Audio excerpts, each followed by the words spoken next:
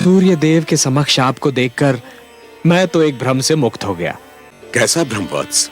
गुरुदेव, मैं सूर्यदेव से यह प्रार्थना कर रहा था कि वे अपनी उन तेजस्वी किरणों को समेट लें जिनके तेज के प्रकाश में नेत्र बंद हो जाते हैं और ढके हुए सत्य के दर्शन नहीं होते। किंतु वो सत्य तो आप हैं गुरुदेव, क्योंकि सत्य ज्ञान है। समस्त जगत को प्रकाशित करने वाले सैकड़ों सूर्य मिलकर भी अज्ञान के अंधकार को नहीं मिटा सकते गुरुदेव। भगवान आदित्य नारायण ने तो मेरे नेत्रों को प्रकाश दिया है, किंतु आपने मेरे हृदय, मेरी आत्मा एवं मेरी चेतना में प्रकाश भर दिया है। ओजस्वी भाव, मनस्वी भाव, राम हो न, सर्वत्र रमे हुए हो।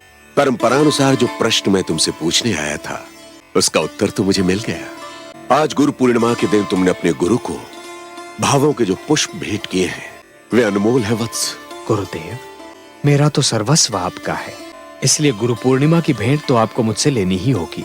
मैं जानता हूं गुरुदेव कि आप मुझसे बहुत अधिक स्नेह करते हैं, किंतु आज का प्रश्न मेरे शिष्य जीवन के लिए महत्वपूर्ण है। मैं बिना परीक्षा दिए उत्तीर्ण नहीं होना चाहता गुरुदेव। राम, आज तुम्हारे गुरुकुल जीवन का अंतिम दिन है। मैंने बाल्यकाल से तुम्हें देखा है, समझा है। शिष्य की परिभाषा तुम पर समाप्त हो जाती है। प्रश्न के उत्तर के रूप में यदि तुम मुझे कुछ भेंट करना चाहते हो तो बताओ, गुरु क्या है? गुरु की आवश्यकता क्या है? जिस प्रकार सूर्य के उदय ना होने से रात्रि का अंधकार नहीं मिट सकता, उसी प्रकार बिना गुरु के अज्ञान का अंधकार कभी नहीं मिट सकता गुरुदेव। एक अशिक्षित व्यक्ति तो जीवित होते हुए भी एक शव के समान होता है, जिसके लिए विद्या और ज्ञान जीवनदायी अमृत है, और गुरु ही वो अमृत कलश हैं जिनमें ज्ञान रूपी अमृत भरा हुआ रहता है। गुरु एक नन्हे से बालक ध्रुव को महान बना सकते हैं, जिसके समक्ष स्वयं ईश्वर को भी झुकना पड़ता है। गुरु हिरण्यकशिपु जैसे ईश्वर विरोधी राक्षस के घर ईश्वर भक्त प्रहलाद को जन्म दे सकते हैं। गुरु ही तो धर्म और कर्म की व्याख्या करते हैं। यदि आपने मुझे अपना शिष्य स्वीकार न किया होता गुरुदेव, तो इस राम को कैसे ज्ञात होता कि मानव जीवन केवल 4 सिद्धांतों, 4 आदर्शों पर चलकर पूर्ण हो सकता है। ये 4 सिद्धांत और 4 आदर्श कौन से हैं वत्स? गुरुदेव, प्रथम आदर्श है सत्य का मार्ग, सत्यम वद। दूसरा आदर्श है धर्म का आचरण, धर्मंचर।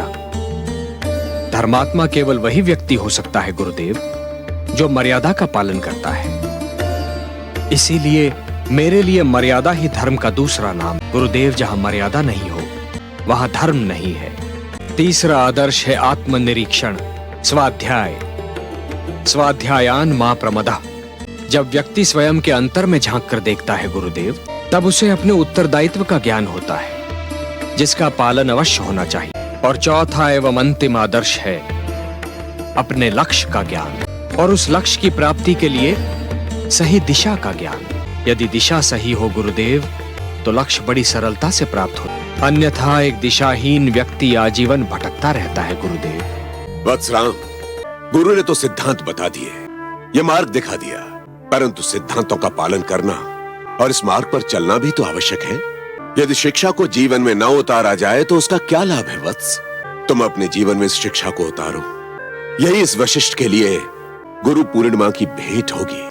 गुरुदेव, आज ये दाशरथी राम आपको वचन देता है कि जीवन भर सत्य के मार्ग पर चलूंगा। परिणाम जो कुछ भी हो, सदैव मर्यादा का पालन करूंगा। किसी भी मूल्य पर अपने अंतर से अपनी दृष्टि कभी नहीं हटाऊंगा। अपने उत्तरदायित्व के पालन में कोई बाधा नहीं आने दूंगा।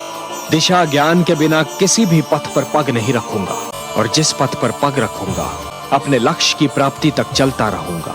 स्वयं के प्रिय से प्रिय की पुकार पर भी पीछे मुड़कर कभी नहीं देखूंगा। हे गुरुदेव, आज गुरु पूर्णिमा के दिन ये राम की गुरु दक्षिणा है, स्वीकार कीजिए गुरुदेव, स्वीकार कीजिए। आज सरयू के तट पर ये राम का दृढ़ संकल्प है